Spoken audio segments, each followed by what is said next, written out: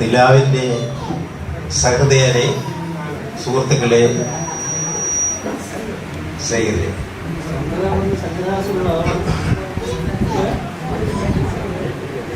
സൗഹൃദം നിലനിർത്തുന്നതിനും സ്നേഹബന്ധം ഊട്ടിയുറപ്പിക്കുന്നതിനും പരസ്പര സഹായത്തിനും വേണ്ടി ഉണ്ടാക്കിയ ഒരു സംരംഭമാണ് ഈ നിലാവ്. എന്നാണ് ഞാൻ ഈ മൊബൈലിൽ വരുന്ന മെസ്സേജിൽ നിന്നൊക്കെ മനസ്സിലാക്കിയത്. അപ്പോൾ ഏറ്റവും നല്ല ഒരു മെസ്സേജ് ആയിട്ടാണ് ഞാൻ ഇതിനെ കാണുന്നത്. കേരള മോദിയിൽ ജോലി ചെയ്തിരുന്ന പിരിഞ്ഞു പോയവരും അതുപോലെ പെൻഷനായ ആളുകളും കുറേ ദിവസം ജോലി ചെയ്ത് പിരിഞ്ഞു പോയവരും ഈ നിലാവിൽ ഉണ്ടല്ലോ. ഇതിന്റെ മുമ്പ് സൈറ്റ് വന്നിട്ടുണ്ടല്ലോ. അപ്പോൾ ഈ പിരിഞ്ഞു പോയവരും വർഷങ്ങൾ ജോലി ചെയ്ത് ഇപ്പോൾ ജീവിച്ച് ഇരിക്കാത്തവരുമുണ്ട്. കേരള മോദിയുടെ ഈ ഉയർച്ചയ്ക്കും അതിൻ്റെ ഇന്ന് പടർന്ന് പന്തലിച്ചിരിക്കുന്ന ഈ സ്ഥാപനത്തില് അതിൻ്റെ ഉയർച്ചയ്ക്കും വേണ്ടി വിലപ്പെട്ട സംഭാവനകൾ ചെയ്ത ആളുകൾ ആണ് ഇവിടെ ഇരിക്കുന്നത്. അപ്പോൾ നിങ്ങളുടെ ഈ കഠിനാധ്വാനവും അതുപോലെ വിയർപ്പും ഒക്കെ ആ സ്ഥാപനത്തിലുണ്ട്. അപ്പോൾ അതിൻ്റെ ഒരു ചെറിയ എളിയ സംഭാവനകൾ നൽകിയിട്ടുള്ള ഒരാളാണ് ഞാൻ. 78 അവിടെ ജോയിൻ ചെയ്തു. പക്ഷെ കേരള മോദിയിൽ ഏറ്റവും കൂടുതൽ തസ്തികകളിൽ ഇരുന്ന ഒരാളാണ് ഞാൻ. അപ്പോൾ അത് പറയാൻ ഞാൻ ആഗ്രഹിക്കാം. അതായത് ഒരു ഫീൽഡ് പ്രൊമോട്ടറായിട്ട് ജോയിൻ ചെയ്തു, 78 ജോയിൻ ചെയ്ത ഞാൻ ഫീൽഡ് ഓർഗനൈസറായി, ഫീൽഡ് ഇൻസ്പെക്ടറായി, അടുത്ത യൂണിറ്റ് മാനേജറായി, പിന്നെ സ്കീമിൻ്റെ സ്പെഷ്യൽ ഓഫീസറായി, പിന്നെ കേരള മോദി റീഡേഴ്സ് ക്ലബിൻ്റെ ജനറൽ സെക്രട്ടറിയായി, സർക്കുലേഷൻ മാനേജരായി, സീനിയർ സർക്കുലേഷൻ മാനേജരായി, ചീഫ് മാനേജറായി. അങ്ങനെ 2007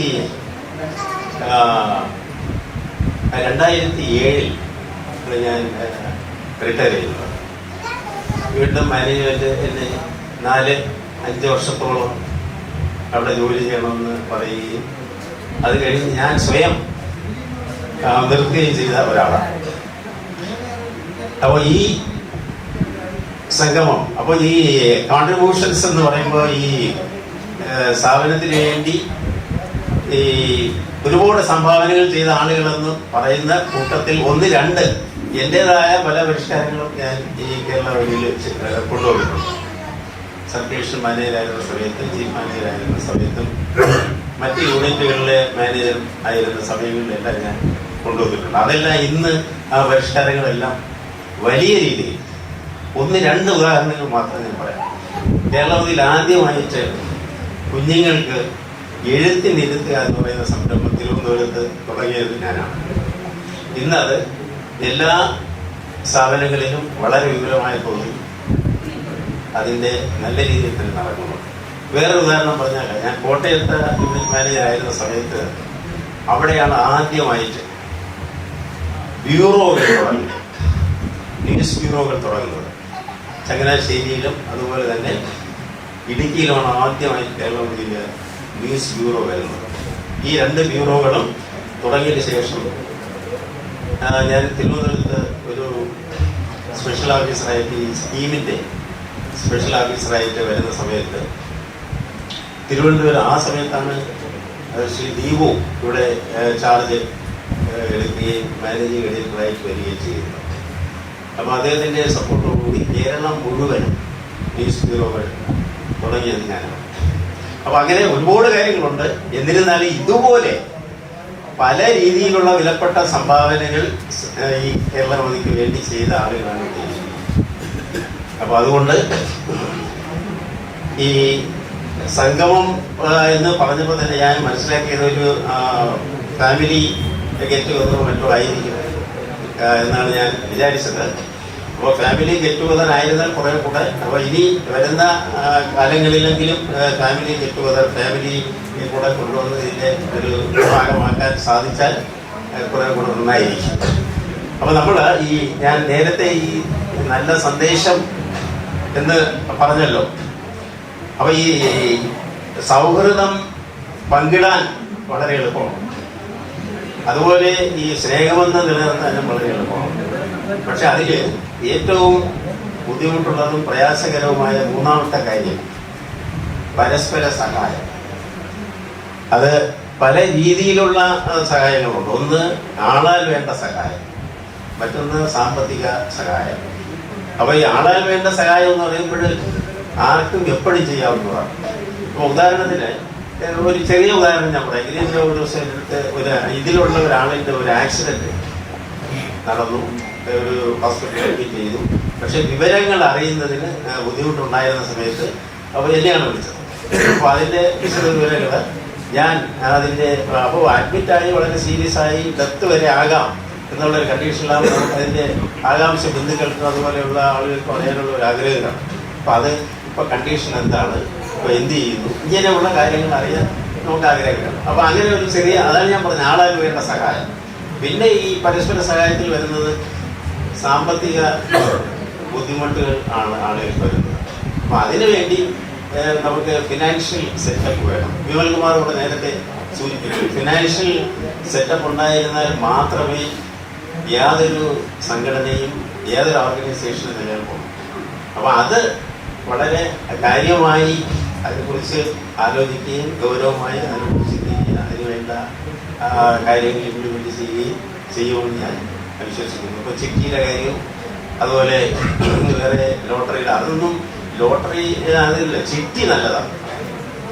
ചിട്ടി തുടങ്ങിക്കഴിഞ്ഞാൽ ഇപ്പോൾ ഒരു 25,000 രൂപ ചിട്ടി അല്ലെങ്കിൽ 15,000 രൂപ ചിട്ടി തുടങ്ങിയാൽ ഒരു 25 പേര് അതിൽ ചേരുകയാണെങ്കിൽ ആദ്യത്തെ ഷെയർ പിരിക്കുന്ന ആളുകളാണ്.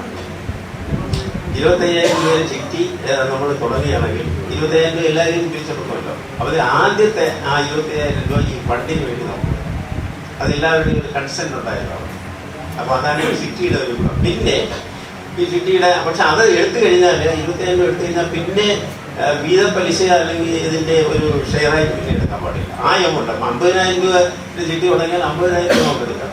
1,00,000 രൂപ ചിട്ടി തുടങ്ങിയാൽ 1,00,000 രൂപ ഫണ്ടായിട്ട് നമുക്ക് എടുക്കാം.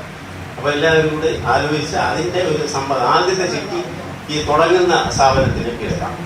അപ്പോൾ അതൊരു ഫണ്ടാണ്. ചിട്ടി നല്ല ഒരു ഇതാണ്.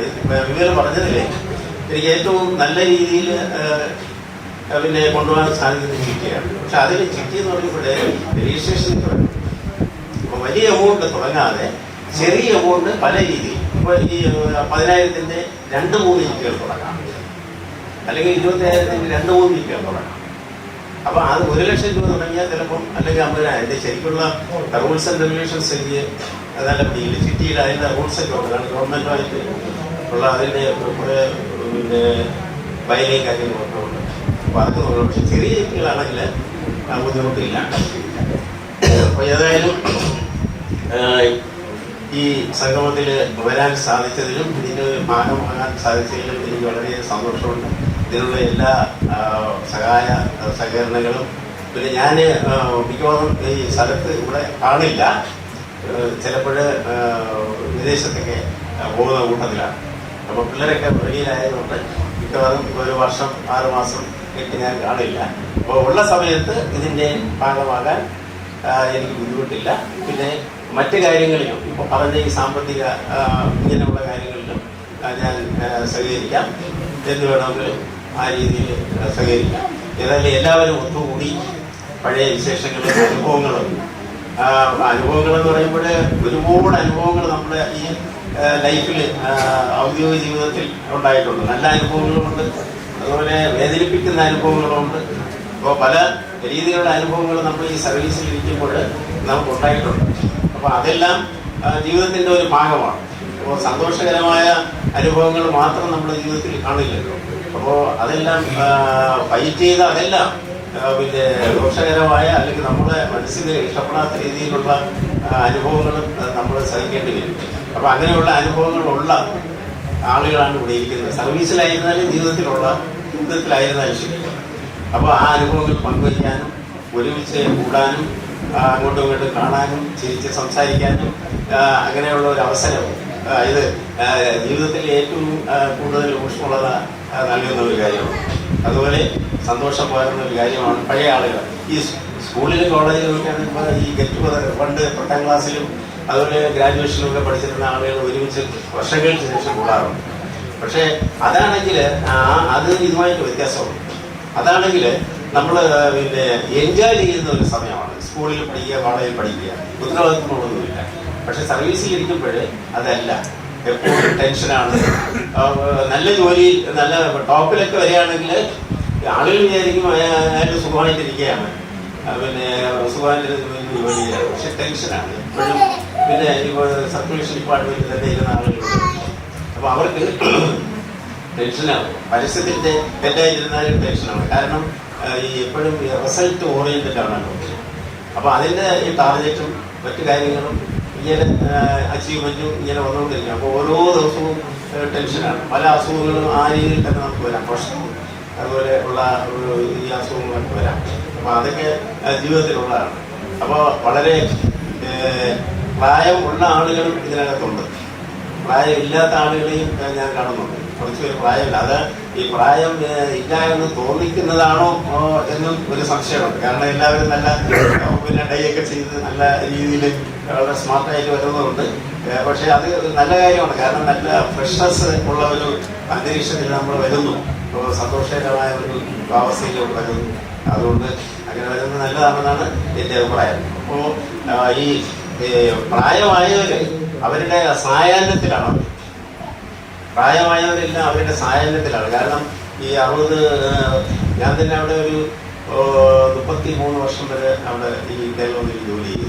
അപ്പം അതുപോലെ പിന്നെ 60 വയസ്സ് 65 70 വയസ്സ് ഒക്കെ ഉള്ള ആളുകൾ ഇതിനകത്ത് കാണും. പിന്നെ 60 വയസ്സിന് താഴെയുള്ളവരും ഇതിനകത്തുണ്ടായിരിക്കും. അപ്പം ഏതായാലും ശരി, അപ്പോൾ ഏറ്റവും കൂടുതൽ ശ്രദ്ധിക്കേണ്ടത് പ്രായമായ ആളുകൾ തന്നെയാണ്. അപ്പം അവര് മാക്സിമം ഇങ്ങനെയുള്ള ഈ എൻജോയ്മെന്റുകളിലെല്ലാം വരികയും പരസ്പരം കാണുകയും പഴയ കാര്യങ്ങൾ പിന്നെ അടിയുറക്കുകയും പിന്നെ സന്തോഷിക്കുകയും ചെയ്യണം എന്നുള്ള ഒരു അഭ്യർത്ഥനയോടുകൂടി ഞാൻ എൻ്റെ വാക്കുകൾ അവസാനിപ്പിക്കുന്നു.